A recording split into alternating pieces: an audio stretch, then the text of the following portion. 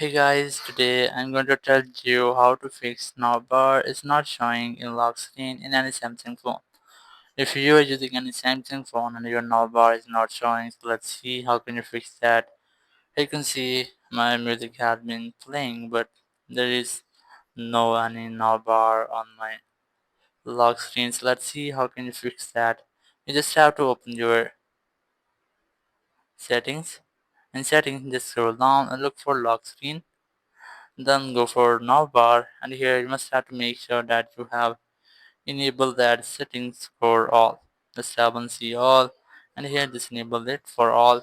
Once you have enabled, your Nav Bar will be appear, but if it doesn't, you just have to open your settings again. Go for main settings, and here just tap on notifications. Tap on lock screen notifications, and here you must have to enable all notification and then select show content. Once you have selected that, you can easily get Nav Bar on your lock screen in any Samsung phone. Thank you very much for watching the video. Until next video, bye bye.